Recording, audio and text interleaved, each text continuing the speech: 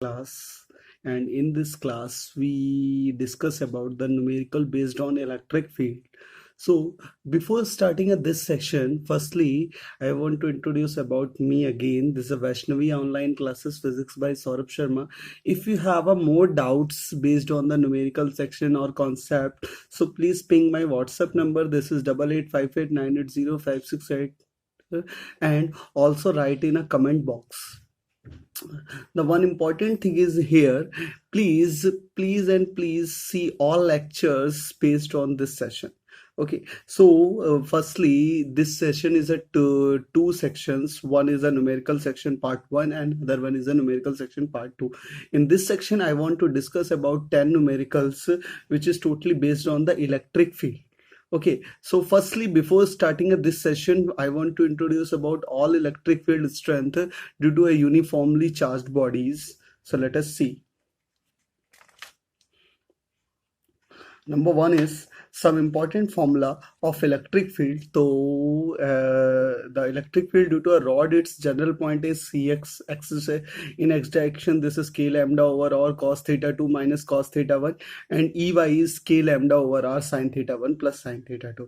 Electric field due to an infinite long wire, this is 2k lambda over r. Electric field due to a uniformly charged ring is kqx over r square plus x square की whole power 3 by 2, and maximum electric field is 2kq 3 root 3 r square at x is equal to plus minus r by root 2. The electric field due to uniformly charged disk is sigma upon 2 epsilon naught 1 minus x upon r square plus x square का square root. And now the next electric field is the infinite plate is sigma upon 2 epsilon naught, infinite metal plate is sigma upon epsilon naught, hemispherical cup is sigma upon 4 epsilon naught, and spherical shell is when the outside is kq over x square, its surface kq over r square, inside is 0. Similarly, non-conducting spheres, outside is kq over x square and its surface is kq over r square, and less than is kqx over r cube. Long metal cylinder is the sigma r upon epsilon naught x, and x equal to r is sigma upon epsilon naught. X is less than r, inside point is 0, and for long metal non-metal cylinder is in the outside is rho r square upon 2 epsilon naught x, and x equal to r, at its surface is rho r upon 2 epsilon naught, and inside is rho x upon 2 epsilon naught. All these electric field, please see my before lectures, and these links are given in a subscription box. And now I want to discuss the numerical section. So the first numerical is, so bachcho, let us see the first numerical. The first numerical is the bob of a simple pendulum has a mass of 60 gram and a positive charge of 6 into 10 to the power minus 6 coulomb. It makes 30 oscillations in 50 seconds above a vertical electric field pointing upward and a magnitude of 5 into 10 to the power 4 Newton per coulomb. How much time will it take to complete a 60 oscillations? Take g is equal to 10 meter per second square. Let us see the question. So यार आपको क्या दिया गया है? आपको दिया गया एक सिंपल पेंडुलम है जो ऑसिलेशन कर रहा है इस तरीके से. तो बोल रहा है time taken to complete 30 oscillation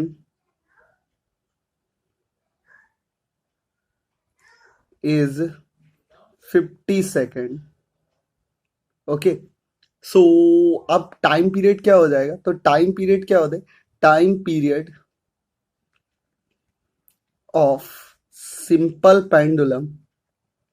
तो yes, time period of simple pendulum actually what is this? This is a time taken to complete a one oscillations.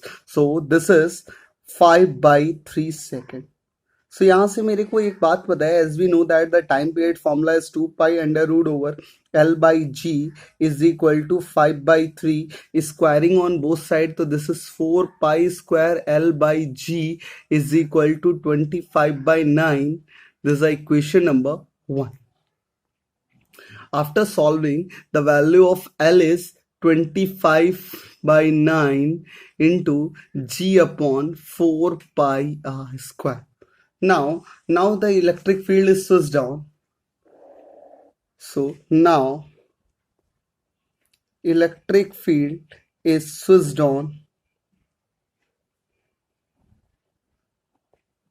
सो अब बेटा क्या है, एक सिंपल पेंडुलम है जो इस तरीके से ऑसिलेट कर रहा है और इसकी वजह से एक इलेक्ट्रिक फील्ड ऊपर की ओर लग रही है।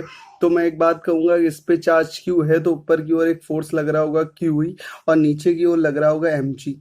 तो अब जो नेट फोर्स लगेगा बेटा वो कितना लग जाएगा, तो this is m g minus q E. तो एक्सेलरेशन जो आ जाएगा यहाँ से वो आ जाएगा जी माइनस का q E by m. This acceleration is effective acceleration. Okay, so this is g minus ka qe by m.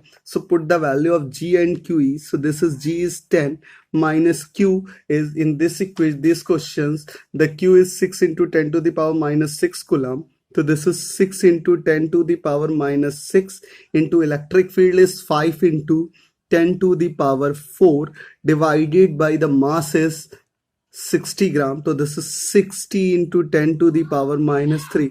After solving the 6 into 10 and these equations solve 10 to the power minus 2 से ये cancel out हो जाएगा, तो acceleration आ जाएगा 10 minus 5. This should be equal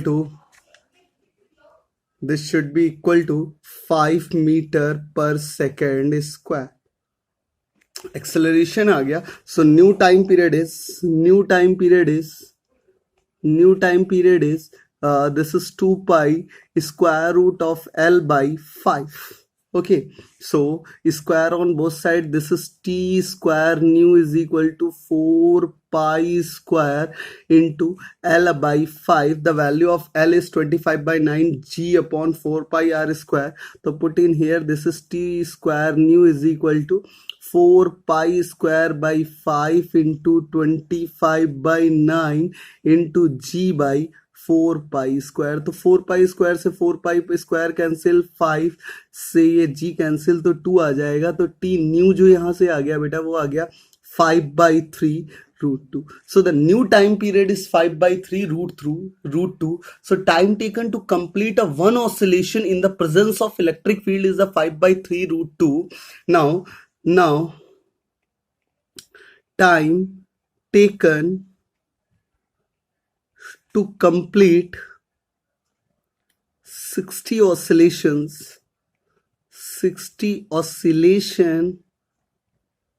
is, so this t is equal to 5 by 3 into root 2 into 60. So this will be the 100 root 2 second. This is your answer. Please remember here कि अगर time 60 oscillations presence of electric field की वजह से जो time लगेगा वो कितना लगेगा, this is 100 root 2 second. Now use the next question. So let us see the next question. A thread carrying a uniform charge lambda per unit length has the configuration shown in a figure A and B. A और B figure आपको दिया गया है. Assuming a curvature radius R to be considerably less than the length of the thread, find the magnitude of the electric field at the point O. ठीक है. So let us see. I want to draw firstly. So suppose एक infinitely long wire इस तरीके से दिया गया है, ठीक है ना, जिसका ये एक सेक्शन है, ये पॉइंट हो गया O, रेडियस R दी गई है आपको, इस तरीके से चार्ज है जिसकी लीनियर चार्ज डेंसिटी आपके सामने लैम्डा है, ये इस तरीके से चार्ज कर दिया गया है जिसकी लीनियर चार्ज डेंसिटी बेटा लैम्डा है. This is a lambda linear charge density, lambda coulomb पर मीटर. अब इस पॉइंट पे आपसे पूछा गया है कि इलेक्ट्रिक फील्ड कितनी होगी. So as we know the electric field due to semi-infinite wire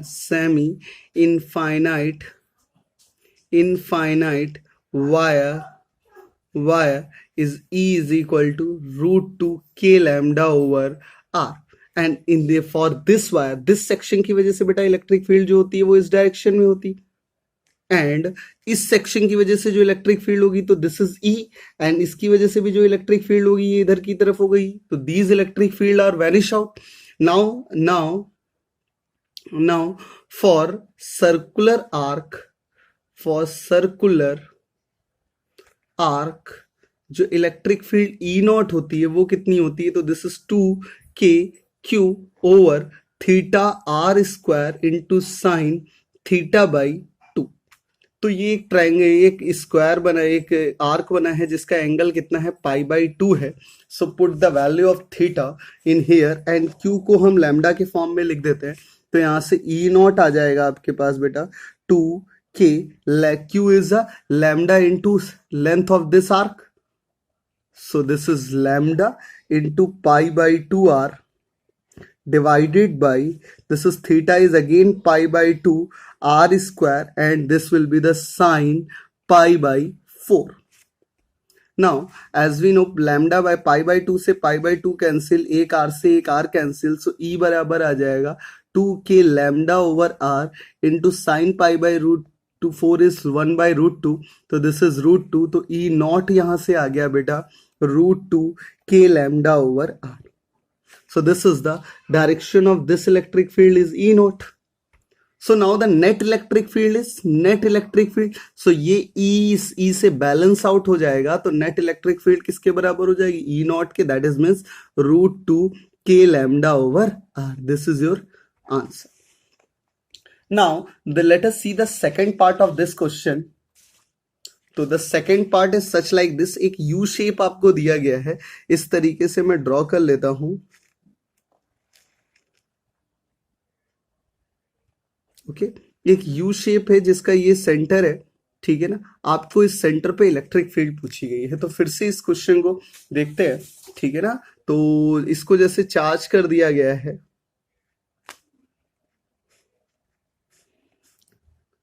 तो अब आप देख रहे हो कि इसकी वजह से ये जो एंगल है ये कितना है, तो थीटा है पाई के बराबर। तो अब इस लीनियर चार्ज डेंसिटी लैम्डा है, तो अब इसकी वजह से जो इलेक्ट्रिक फील्ड होगी इस डिस्टेंस पे वो कितनी हो जाएगी, इस डायरेक्शन में, दिस इज ई। और इसकी वजह से जो इलेक्ट्रिक फील्ड होगी वो इस डायरेक्शन में होगी, दिस इज अगेन ई। और इसकी वजह से जो इलेक्ट्रिक फील्ड होगी वो इस डायरेक्शन में, दिस इज ई नॉट। तो E कितनी होगी, तो अभी मैंने आपको बताया electric field due to a semi infinite wire is root 2 k lambda over r। तो this is root 2 k lambda over r, and E not जो होगा बेटा वो कितना होगा, तो this is 2 k q over theta r square into sine theta by 2।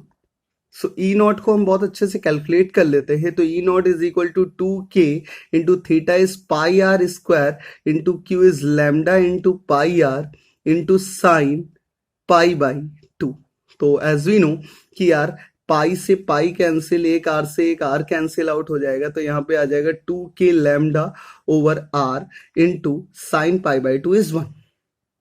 Okay, so आप इसको भी कैपिटल आर ले लो, ठीक है। So now the next point is here. So E naught, ये तो एक बार इसको रीड्रॉ कर देते हैं। तो यार ये हो गया आपके पास एक्स एक्सेस, ये हो गई बेटा वाई एक्सेस, ये पॉइंट है, इसकी वजह से एक इलेक्ट्रिक फील्ड ई इधर की तरफ लग रही है, एक इलेक्ट्रिक फील्ड ई इधर की तरफ लग रही है, और एक ई नॉट इधर की तरफ लग रहा है। This angle is 45, so this is also a 45 angle, है ना। तो E का एक कंपोनेंट इधर हो जाएगा बच्चों, दिस इज E cos 45, और दूसरा कंपोनेंट हो जाएगा E sin 45। तो this is E cos 45 and this is E sin 45। Similarly ये इधर ही हो जाएगा E sin 45, और ये आ जाएगा इधर E cos 45। तो आप देख रहे हो एक्स एक्सिस में E cos 45 से बैलेंस आउट हो जाएगा। सो नेट इलेक्ट्रिक फील्ड जो आ जाएगी वो आ जाएगी बेटा E naught minus 2E sine 45। So E naught की वैल्यू लिख लेते हैं, this is 2k lambda over r, and 2 minus 2 into E है आपके पास root 2 k lambda over r into sin 45 is 1 by root 2। तो 1 by root 2 से root 2 cancel, this is 2k lambda over r minus 2k lambda over r, this will be cancel out and the net electric field is 0। तो answer of this part is 0, or these questions are very important questions। Let us see the next question is also very important। So what is the next question? The next question is, figure shows a square of side L of which the four sides are charged with a uniform linear density lambda, minus 3 lambda, 2 lambda and 4 lambda respectively. Find the electric field strength at the center of a square. So let us see, I want to draw again. So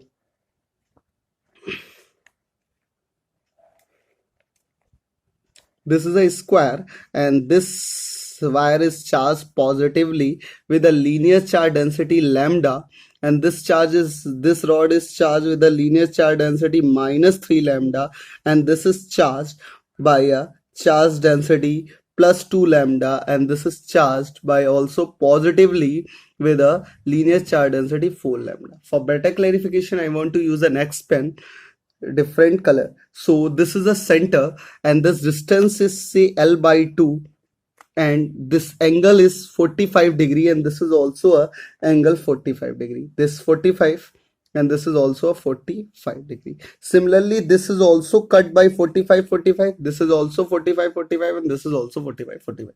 So due to this positively charged, the electric field in this direction, this is say E1, और इस positive charge की वजह से जो electric field होगी बेटा इधर की तरफ होगी, दिस इज E2, तो this is E1 and this is E2, and similarly इसकी वजह से जो इलेक्ट्रिक फील्ड आ जाएगी दिस इज E3, और इस पॉजिटिव चार्ज की वजह से जो इलेक्ट्रिक फील्ड होगी इधर की तरफ this is E4.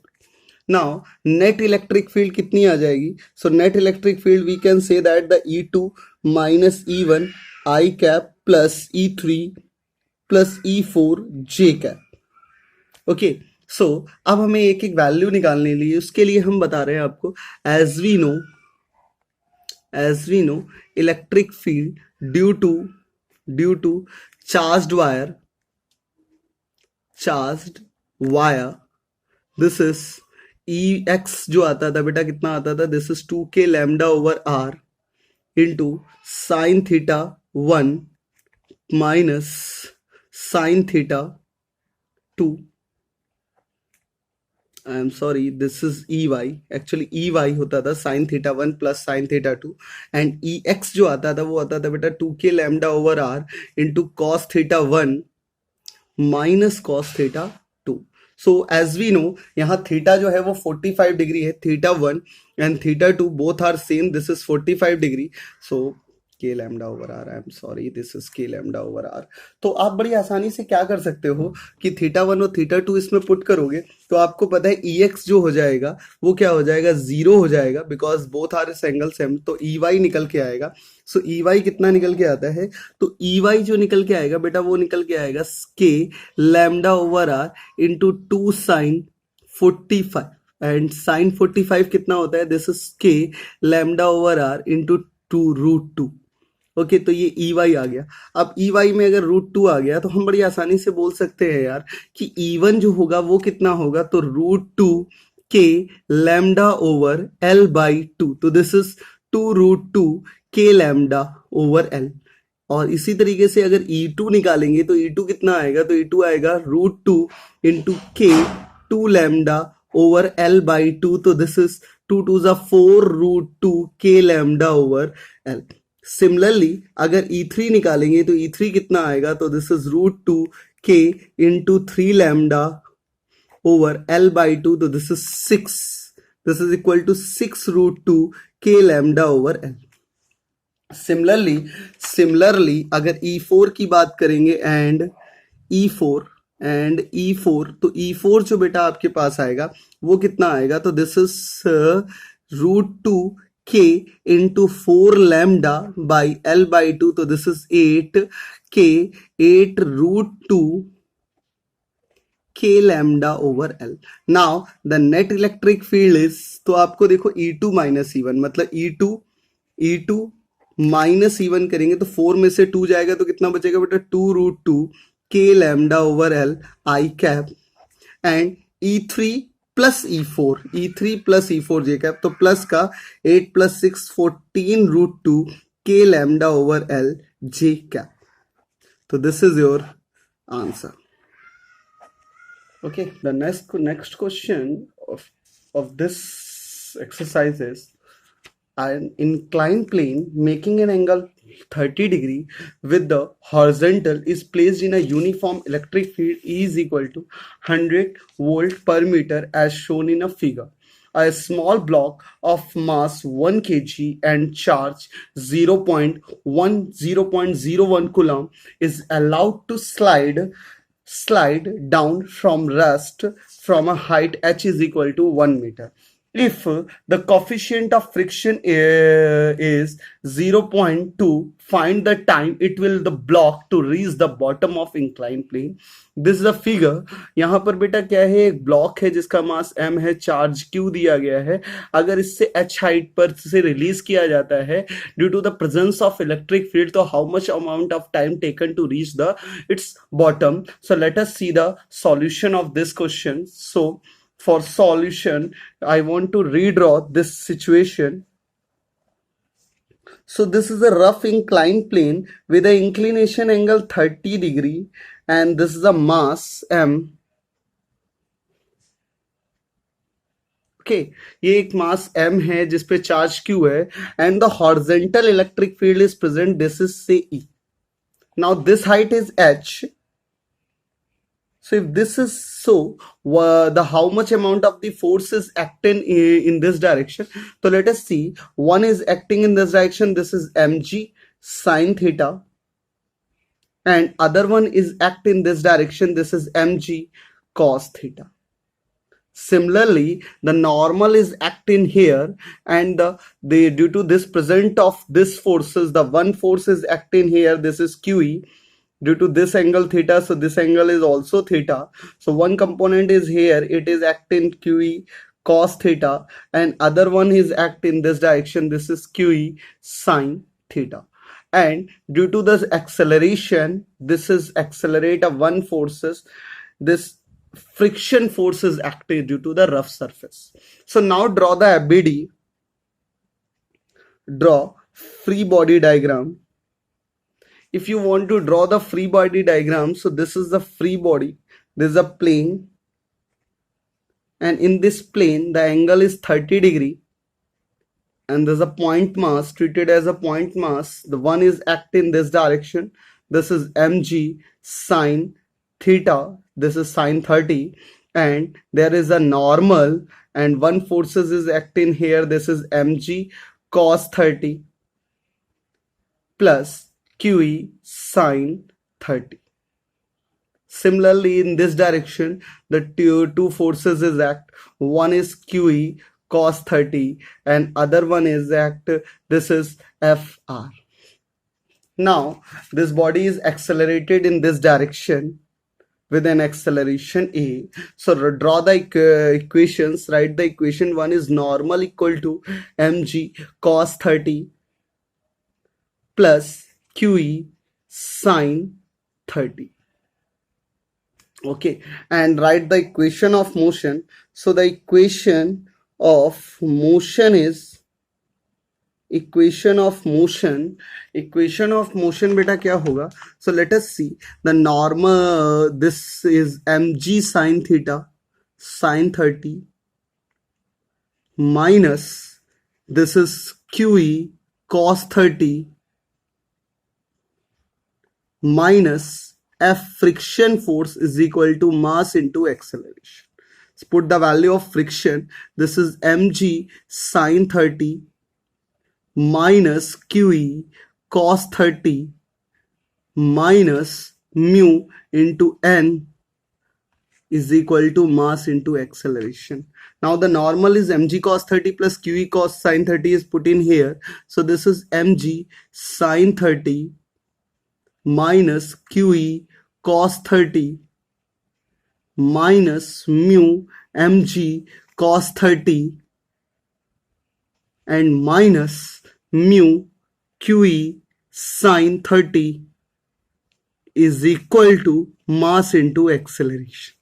Now the acceleration of this particle is g sine 30 is 1 by 2 minus q e by m into cos 30 is root 3 by 2 minus mu g cos 30 is root 3 by 2 minus का mu this into QE by m sine 30 is 1 by 2.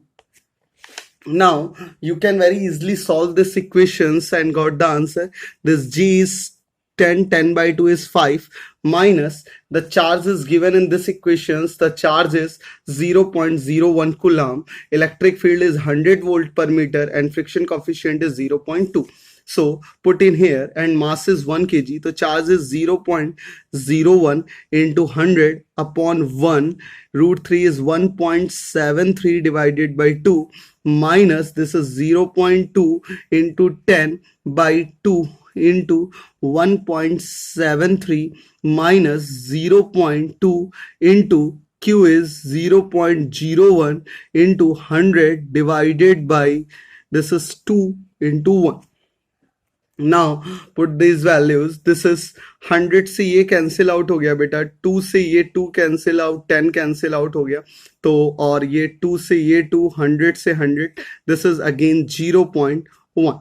Now these values is 5 is equal to 5 minus 1.73 by 2 minus 1.73 minus 0.1.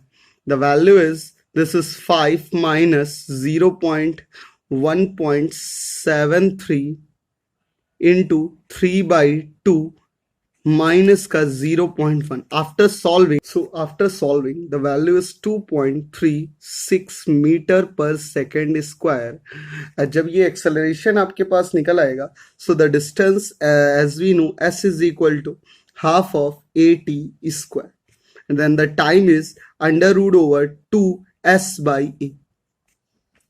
So there is a lack of space, so I want to use the next page. So next page is, this is time is square root of twice s by a. So this t is equal to square root of 2 into this is the h. So this distance is, say, h cosec 30. H cosec 30. So here this value h cosec 30 by 2 by a is 2.36. So the value is a square root of 2 into h is 1 meter. H is 1 meter into cosec 30 is 2 divided by 2.36. After solving, the value of this tension is 1.34 second. So now I want to discuss the next question of this class is,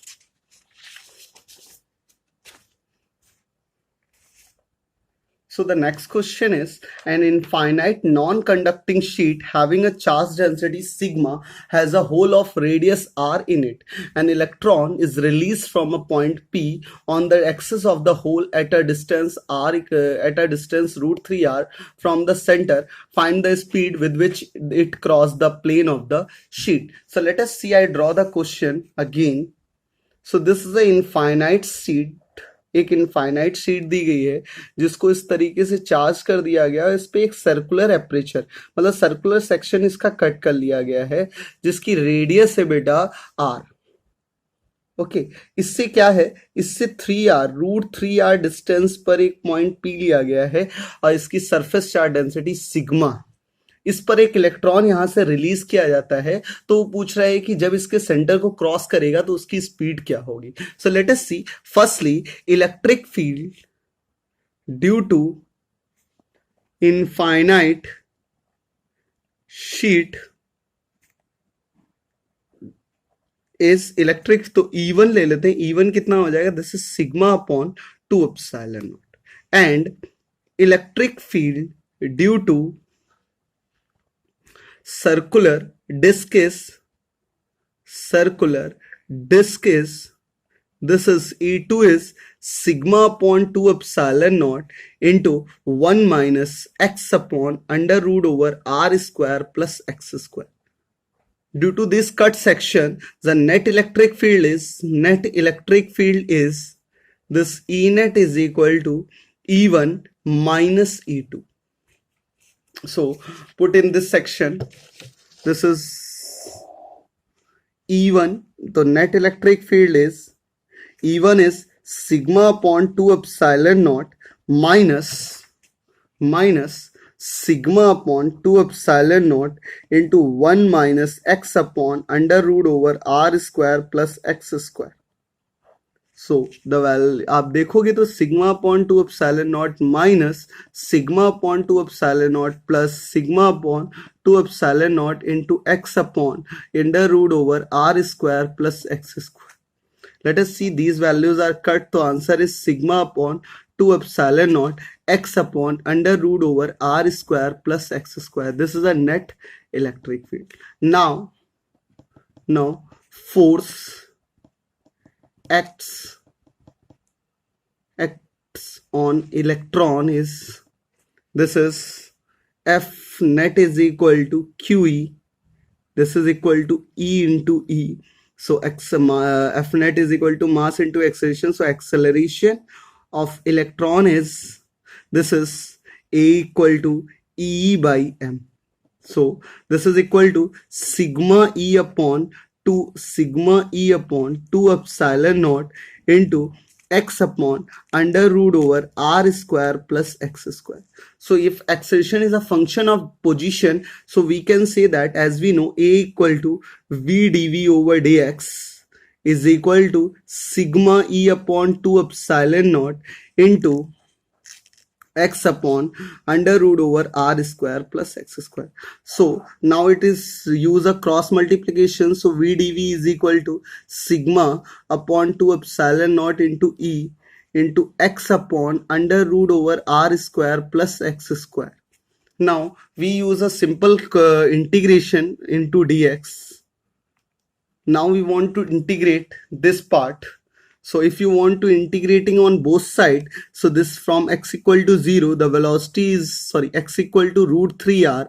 From x equal to root 3r, the velocity is 0, and from x equal to 0 at its center, the velocity is v. So after solving आप बड़ी आसानी से इसका integration कर सकते हो. So due to that lack of time I want to write a direct answer. v is equal to sigma E r upon m epsilon naught. This is your result. Okay. So the next question of this class is, a system consists of a uniformly charged ring of radius capital R with a charge Q. A semi-infinitely uniform charge thread with a linear charge density lambda is oriented along the axis of the ring with its one end of the center of ring as shown. Find the interaction force between the ring and thread. So before starting this question, I want to talk about some points. As we know that the Coulomb's law is only applicable for a point charges.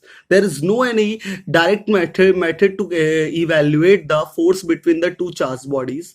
So now in this question we want to calculate the force between the two charged bodies. So the electric field concept is a very important concept to represent the force between two charged bodies. So let us see. So this is a ring. एक ring दी गई है बेटा, और उस ring को क्या किया गया, चार्ज कर दिया गया इस तरीके से. ओके, जिसकी रेडियस r है और इस पे चार्ज कितना है, Q है. इसके सेंटर से एक सेमी इनफाइनाइट वायर इस तरीके से रखा हुआ है जिसकी लीनियर चार्ज डेंसिटी आपको लैम्डा दी गई है. तो आप ध्यान से देखो, इसकी एक लीनियर चार्ज डेंसिटी लैम्डा है. तो अगर मैं ये छोटा सा सेक्शन कट करता हूं बेटा, तो इसकी वजह से जो इलेक्ट्रिक फील्ड होगी एक इधर की तरफ लग रही होगी, this is k lambda over r, और एक इधर की तरफ लग रही होगी, this is also k lambda over r. Similarly इसी तरीके से अगर नीचे का एक पार्ट आप कैंसिल करोगे तो नीचे के पार्ट की वजह से k लैम्डा ओवर r इधर की तरफ लगने लगेगी और एक इधर की तरफ लगेगी, this is also k lambda over r. So due to this sections the k lambda over r will be vanish out. So net electric field in this direction. So now net force experienced by elementary part is, this dF is equal to dq into E. Only say के lambda over r. तो यहाँ पर लिख सकता हूँ k lambda over r into d q is, आपको पता है डी क्यू कितना हो जाएगा, अगर ये सेक्शन की लेंथ डीएल है, अगर ये सेक्शन की लेंथ डीएल है तो मैं लिख सकता हूँ Q upon 2 πr into D. Now the net force is integration over df, so this is a k lambda q over 2 pi r square into integration over dl from 0 to 2 pi r. So this is value k lambda q upon r into 2 pi r into 2 pi r. So these values are cut and the net answer, net forces, this is k lambda q by r. तो याद रखिए, अगर कोई दो bodies है जिनके बीच में आपको इलेक्ट्रोस्टैटिक फोर्स निकालना है, तो आप क्या कर सकते हो, किसी एक बॉडी की आप इलेक्ट्रिक फील्ड ले लो और दूसरी बॉडी को का चार्ज लेके उसे इंटीग्रेट कर सकते हैं। इसको इस तरीके से भी किया जा सकता है कि अगर एक्स डिस्टेंस पे आप एक्सियल पॉइंट पे इलेक्ट्रिक फील्ड रिंग की निकालते हो, जो कि होगी k q x over r square plus x square की होल पावर 3/2, और फिर उसको मैं एक छोटा सा एक्स डिस्टेंस पे डीएक्स एलिमेंट्री पार्ट कट करोगे तो उस पर चार्ज आ जाएगा डी क्यू लैम्डा dx, और now the df is lambda into k q x over lambda dx। अब उसको इंटीग्रेट कर देंगे फ्रॉम 0 टू इन्फिनिटी, तो अगेन आपके पास जो रिजल्ट है वो सेम आ जाएगा। तो this is your homework.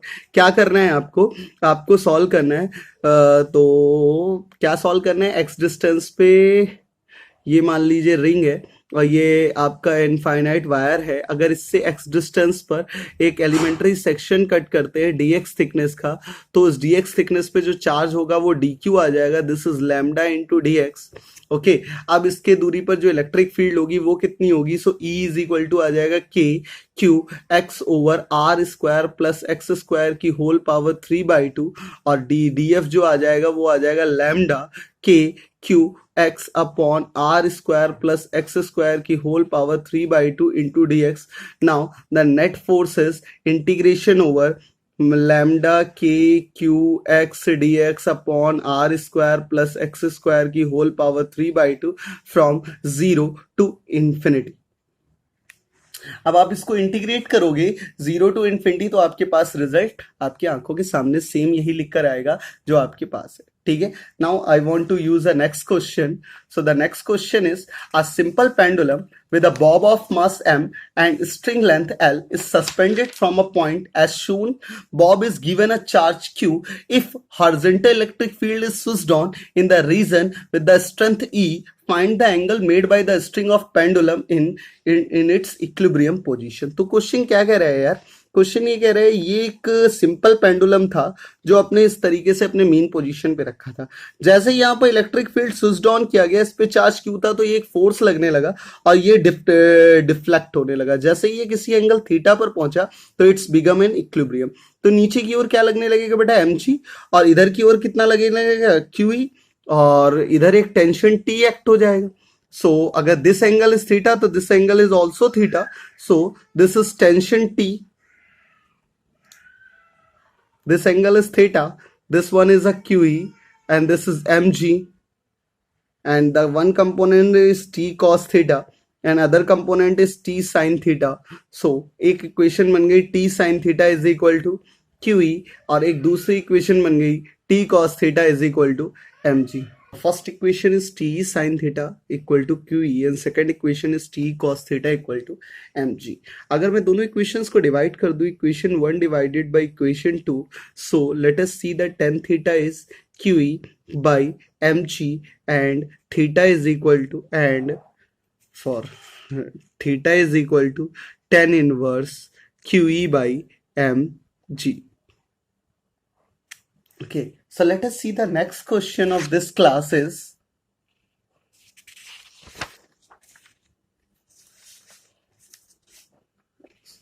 inside a uniformly charged cylinder of radius r and uniformly charged with a charge density rho at a distance r/2, a particle of mass m and charge q is revolving in a circular orbit with the center at axis of a cylinder. Find the period of revolution, neglect any resistance in motion due to a material of cylinder. So let us see, I want to draw this question. बेटा क्या है, एक cylinder है इस तरीके से, infinitely long cylinder ले लेते हैं, और इसको इस तरीके से चार्ज कर देते हैं, जैसे सच लाइक दिस, इस तरीके से चार्ज है ये इसकी एक्सेस हो गई। ऐसे चार्ज कर दिया है हमने।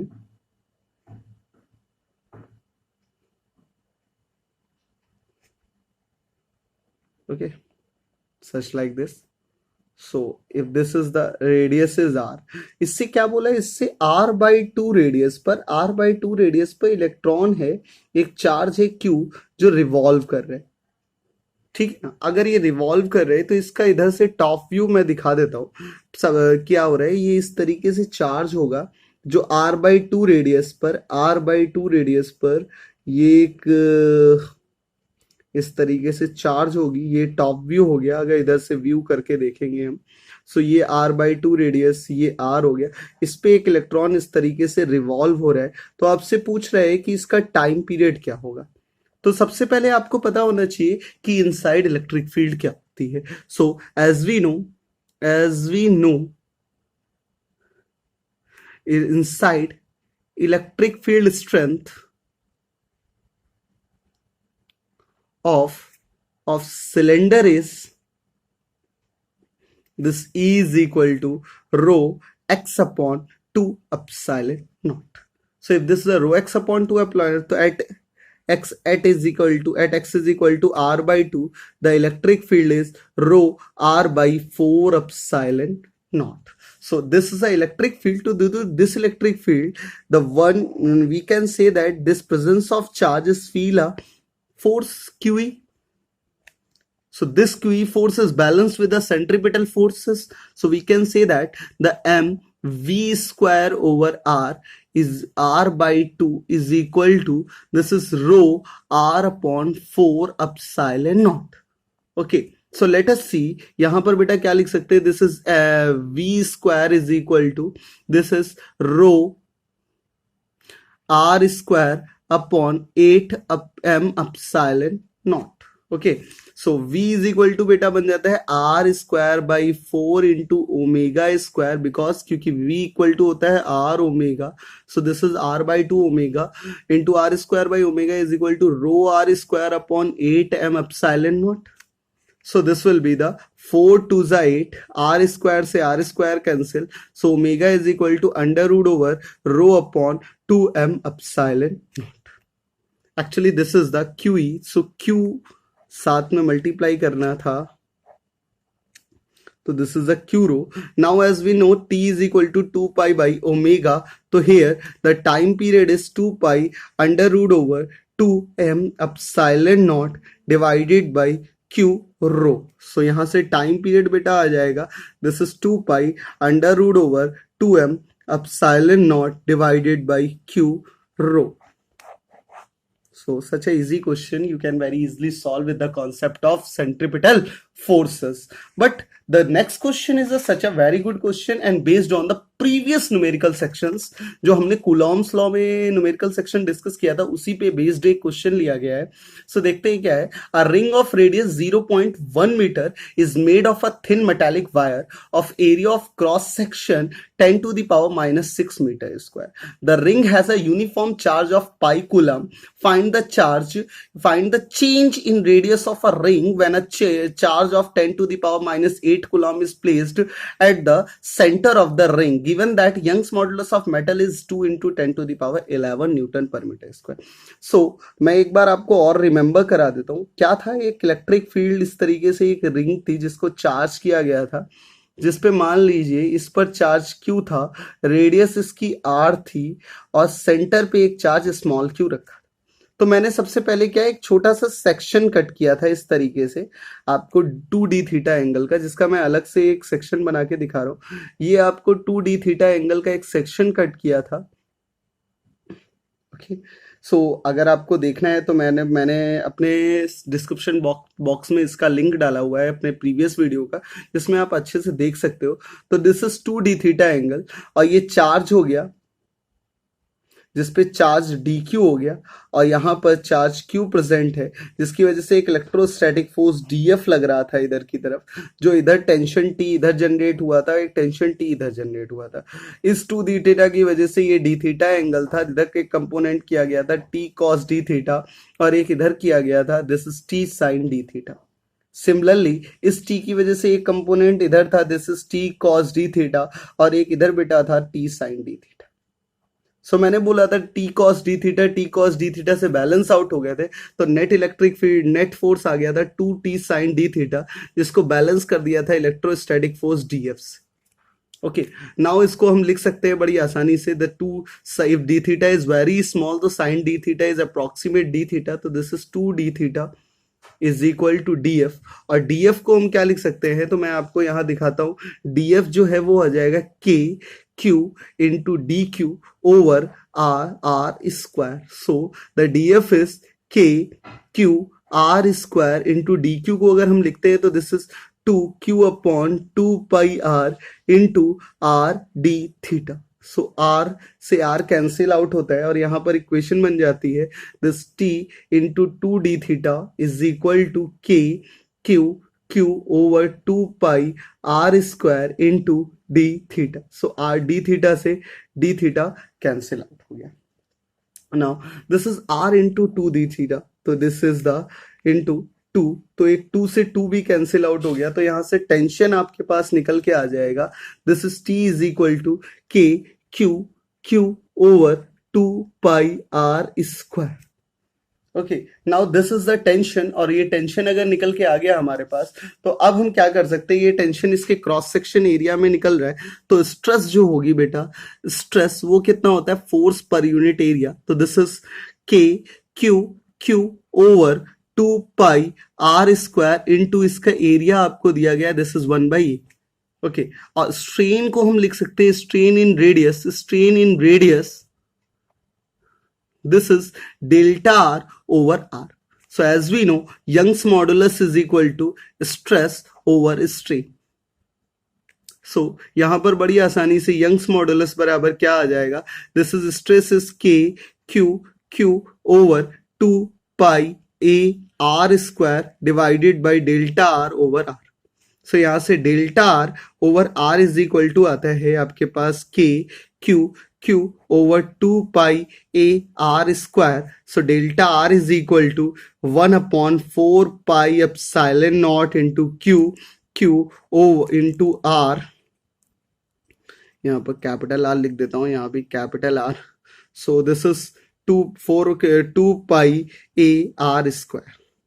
तो एक R से R कैंसिल आउट हो जाएगा और यहाँ पर रेडियस बन जाएगी, तो मैं इधर लिख देता हूँ delta R is equal to 9 into 10 to the power 9 into Q is, जो स्मॉल Q दिया गया था वो 10 to the power -8 into capital Q pi coulomb दिया गया है, divided by 2 pi into A दिया गया है आपको, एरिया दिया गया है 10 to the power -6 into radius दी गई है दिस इज 0.1, और एक टर्म रह गया this is a Young's modulus. So आप देखो ध्यान से, तो डेल्टा R बाई R और divided by 1 by Young's modulus, तो इस पूरे सम को 1 बाई यंग्स मॉडुलस से डिवाइड कर सकते हैं, तो divide by 2 into 10 to the power -10 to the power 11 positive का। After solving the delta R is 2.25 mm।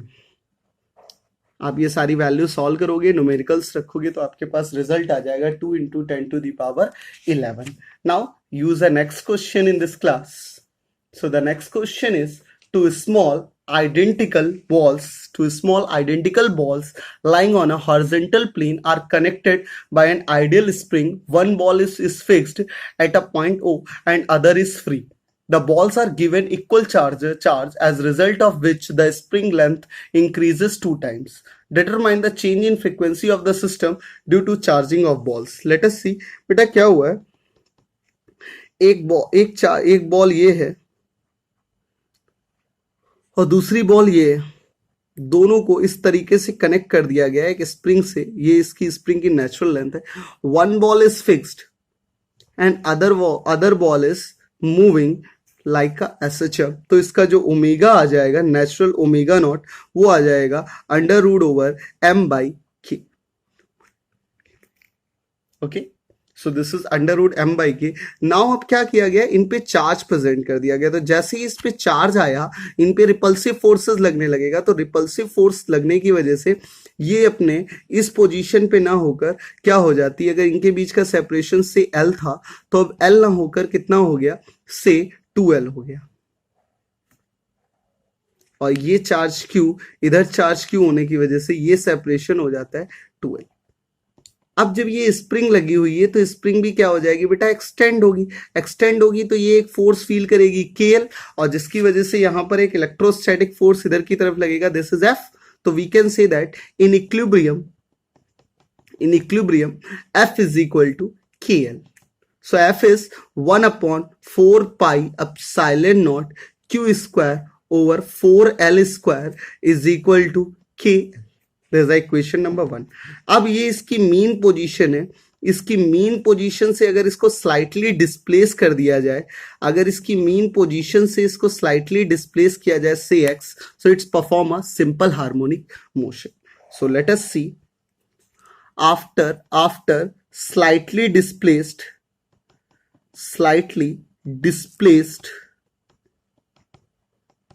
Okay अगर इसको स्लाइटली डिस्प्लेस कर दिया गया है बच्चों, तो अब क्या हुआ, सो net force is this is के एल 2l, एक्चुअली के l plus x minus this is 1 upon 4 pi epsilon not Q square upon 2l plus x का whole square.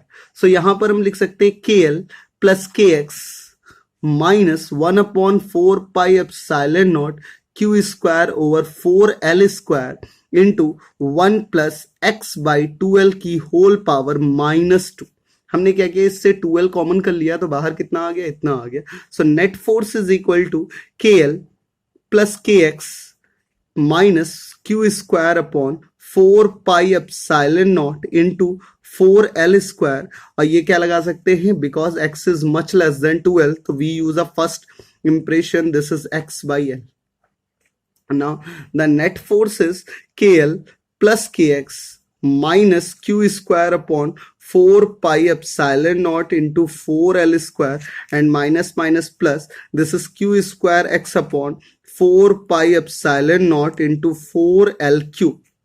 Okay, so let us see this Q square upon 4 pi epsilon of 4L is equal to KL, तो ये से ये cancel out हो जाएगा, और this term is Q square upon 4 pi epsilon naught into 4L cube is equal to K, तो ये बन जाएगा F net is equal to KX plus KX। So this is F net is equal to 2KX।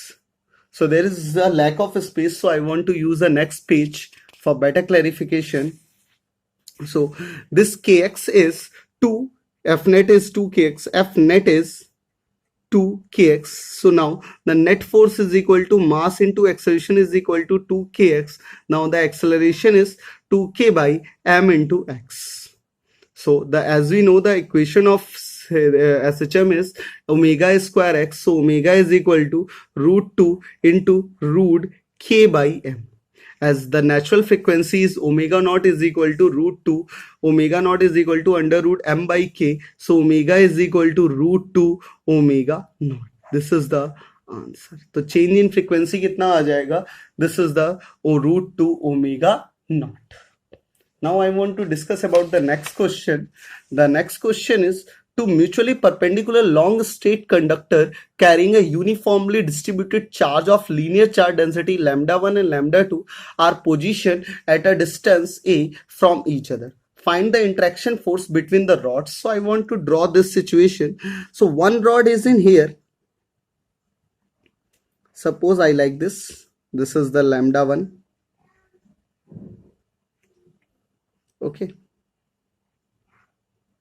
this rod is λ1, and the one of the rod is in here, this is λ2, and the separation between λ1 and λ2 is a, okay, so अब हमें क्या चाहिए यार, हमें चाहिए कि इन दोनों की वजह से फोर्सेस कितना लगेगा। तो अभी मैंने आपको बताया था सिर्फ अभी इसी क्लास में मैंने एक रिंग और रॉड का निकाला, तो मैंने बोला किसी एक की इलेक्ट्रिक फील्ड और दूसरे का क्या ले लो, चार्ज ले लो, तो निकाल सकते हैं ना।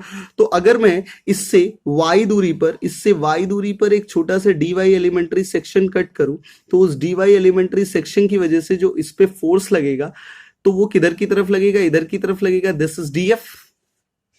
सो दिस df हाव, अगर ये एंगल थीटा है, सो df का एक कंपोनेंट इधर हो जाएगा, this is df cos theta, और एक इधर लग जाएगा, this is df sin theta. Similarly इसी तरीके से अगर कोई बच्चा नीचे कट कर लेता है, नीचे का पार्ट कट कर लेता है y डिस्टेंस पर dy थिकनेस का, तो इस dy थिकनेस पे जो इधर की तरफ फोर्स लगेगा वो df लगेगा, और इधर लगेगा आपके पास df। ये एंगल थीटा है तो इस वजह से ये एंगल भी थीटा होगा, और df cos थीटा, और इधर लग जाएगा df sin थीटा। सो आप देख रहे हो बच्चों कि upper half of the infinite wire का df sin थीटा ऊपर की ओर लग रहा है, और lower half of the infinite wire का df sin थीटा डाउनवर्ड लग रहा है। तो ये टोटल इंटीग्रेशन में बैलेंस आउट हो जाएंगे, और net electric field, net force on the lambda one wire is this is integration over df cos theta. तो सबसे पहले df निकाल लेते हैं। सो df के लिए dq चाहिए, तो dq बराबर कितना आ जाएगा, this is lambda one into dy।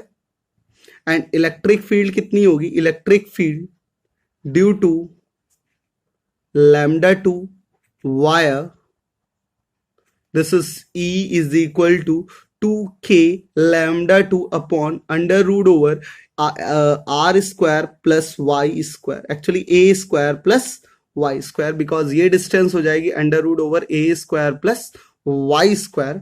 तो ये आ गई इलेक्ट्रिक फील्ड। तो df आपके पास यहां निकल जाएगा, this is dq into E, जिसको आप लिख सकते हो 2k lambda one lambda two dy upon under root over a square plus y square. Now अब इसको लिखने के लिए हम एक काम कर सकते हैं। सो नेट फोर्स कितना हो जाएगा बेटा, तो नेट फोर्स आपके पास आ गया, this is integration over df cos theta. So here the integration over d की 2k lambda one lambda two O into dy upon under root over a square plus y square into cos theta. तो इस triangle में आप ध्यान से देखो तो cos theta हो जाएगा a upon under root over a square plus y square, and limit is minus infinity to plus infinity. So net force is 2k lambda one lambda two a common कर लेते हैं, तो integration हो जाएगा minus infinity to plus infinity into d y upon a square plus y square. So for continuation, I want to use the next page. So the next page is, तो यहां से बेटा नेट फोर्स आपके पास आया है, this is 2k lambda one lambda two into a integration over minus infinity to plus infinity d y upon under root over a square plus y square. तो यहां पर हम लिख सकते, सॉरी इस अंडर रूट हट गया है, this is only a square y under a square plus y square. तो this is the 10 1 by a 10 inverse y by a। So this F net is 2k lambda 1 lambda 2 into a into 1 by a 10 inverse y by a, limit is minus infinity to plus infinity। So this is the a से a cancel out हो जाएगा, और ये value आ जाएगी, this is f net is equal to 2k lambda 1 lambda 2 into pi by 2 plus pi by 2, because 10 verse infinity is pi by 2 and 10 verse minus infinity is minus pi by 2, so minus minus plus, so put the value 2 lambda 1 lambda 2 into pi divided by 4 pi epsilon naught। so this is a 2 and pi से pi cancel out हो गया, तो F net आ जाएगा lambda one upon lambda two upon 2 epsilon naught. So this is a net force between a two infinitely charged wire and both are mutually perpendicular to each other. So the next question in this class is, and this is the last question but the beautiful question, उसके साथ साथ this question is a so much important question, have a based on the different concept, so please see. So question is, inside a ball charged with a volume density is rho, there is a spherical cavity. The center of cavity is displaced with respect to center of the ball by a distance a. Find the electric field strength inside the cavity at a general point. So क्या दिया गया बेटा question में, एक आपको इस तरीके का चार्ज्ड स्फीयर दिया गया है जिसमें एक छोटी सी कैविटी बना दी गई है. ओके, कैविटी का सेंटर जो C2 है और जो बॉल का सेंटर C1 है, इसके बीच का सेपरेशन A दे दिया गया है और इसको चार्ज कर दिया गया है सच लाइक दिस, और इसकी चार्ज डेंसिटी आपको रो दे दी गई है कूलाम पर मीटर क्यूब. अब आपसे बोल रहे हैं कि आप कोई भी पॉइंट P कंसीडर करो, जनरल पॉइंट कहीं भी ले लो, कैविटी के अंदर होना चाहिए, उस पर इलेक्ट्रिक फील्ड कितनी होगी इसको निकाला गया. मैं एक क्वेश्चन और यहीं पे उठता है क्वेश्चन कि this electric field is uniform और varying with the points. So let us see in here. So before starting at this section, firstly I want to introduce about the electric field inside the sphere, actually the charged sphere. तो आपको पता है E कितना होता है, k q x. अगर इसकी radius r है बेटा तो this is k q x upon r cube. So this value is k x upon r cube, ऐसे ही लिख देते हैं. और एक काम कर लेते हैं, k को ओपन कर लेते हैं, 1/4 पाई एप्सिलॉन नॉट. Q को क्या लिख सकते हैं, तो अगर डेंसिटी के फॉर्म में लिखना है तो rho into 4/3 pi R cube into x upon R cube. तो आप देखो आर क्यूब से आर क्यूब कैंसिल, 4 पाई से 4 पाई कैंसिल, तो E कितना आ जाएगा, this is rho x upon 3 epsilon naught. If this is the electric field in terms of density. So first we use a concept of this we use this concept to solve this problem. So let us see, I want to draw again. So this is the sphere and here this is cavity and the center of cavity, and these are separate with the distance a, and let us see, this is a point P. I want to elaborate electric field at this point. So मान लो ये point इस C1 से x distance पे, तो अगर इससे x distance पर है तो इसकी वजह से जो इलेक्ट्रिक फील्ड होगी बेटा इधर की तरफ होगी, इससे E1. और इस कैविटी जो है इस स्फीयर से y डिस्टेंस पे, इस सेंटर से बेटा y डिस्टेंस पे, तो इसकी वजह से जो इलेक्ट्रिक फील्ड होगी इधर की तरफ से E2. सो E1 कितना हो जाएगा, तो E1 हो जाएगा आपके पास रो x upon 3 epsilon not. Direction of electric field E1 is आपके पास पोजीशन वेक्टर x की तरफ होगी. एंड E2 के बारे में अगर बात करें तो सिमिलरली y वेक्टर की तरफ लग रहा है, तो this is rho y vector upon 3 epsilon naught. Now simply phi आप देखो अगर इसको, तो नेट इलेक्ट्रिक फील्ड जो आता है E नेट, वो कितना आ जाएगा, तो this is E1 minus E2 vector. तो यहां से E1 लिखेंगे तो रो x vector upon 3 epsilon naught minus का रो y vector upon 3 epsilon not. अगर ध्यान से देखें तो E नेट जो आता है बेटा यहां से वो कितना आ रहा है, तो E नेट आपके पास आ रहा है rho upon 3 epsilon naught into x vector minus y vector. अब इसके वेक्टर्स हमको ड्रॉ करते हैं, तो x वेक्टर इधर की तरफ है, this is the vector x, और y वेक्टर ऐसे जा रहा है तो माइनस y वेक्टर इधर की तरफ आ जाएगा. सो ये जो हो जाएगा दिस इज a वेक्टर. तो वी कैन से दैट जो नेट इलेक्ट्रिक फील्ड आ जाएगी this is rho a vector upon 3 epsilon naught. So I let us see, अगर आप कोई भी जनरल पॉइंट कैविटी के इनसाइड कंसीडर करते हो तो उस पर इलेक्ट्रिक फील्ड कैसी होगी, यूनिफॉर्म होगी. It is not varying with the positions of different position. So we can say that this is a uniform electric field and only depends on the separation between two centers. Okay, so इससे related मैं आपको एक numericals देता हूं, आप please इसको करके आइएगा. The question, this question is asked in a JEE advance. So let us see. So एक क्वेश्चन है बेटा, figure shows two spheres uniformly charged with a charge density rho and minus rho respectively. Their centres are at a separation A and the overlapping region is free of charge. Find the electric field strength at a general point P inside the overlapping region. Okay, so अगर आप ये question करोगे और final मेरे को answers बताओगे तो आपको फिर मैं इसका सॉल्यूशन बताऊंगा इस क्वेश्चन को कैसे कर सकते हैं।